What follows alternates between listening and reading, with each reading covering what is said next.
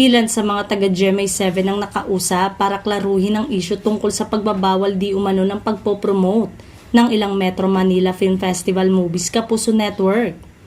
Nakita mismo sa schedule ni Lorna Tolentino na may promo sa GMA7 kagaya ng paglalaro nila ni Judy Ann Santos sa Family Feud at interview sa Fast Talk with Boy Abunda pero na-cancel na ito.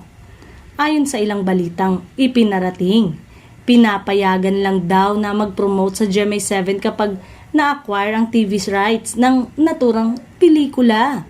Kung walang koneksyon sa Kapuso Network, hindi raw sila inaalaw na makapag-promote sa naturang network.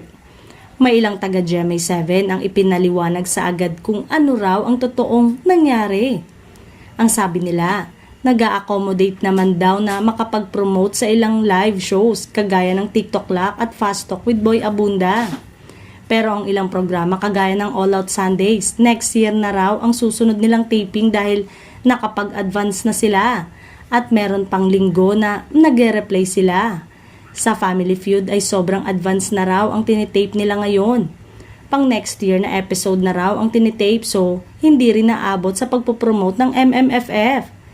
Nilinaw rin na kino-cover naman daw ng GMA News ang ilang event ng mga pelikulang yon at makapag-promote naman daw ng ibang pelikula sa It's Showtime. Pero may mga nag-complain pa rin na naririnig tungkol sa isyong ito. Sana raw sa panahon ngayon na iilan lang talaga ang kumikitang pelikula.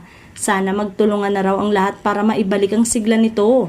Ginagawa naman ng MMDA at ang Executive Committee ng MMFF na maipromote ang lahat ng pelikulang kalahok.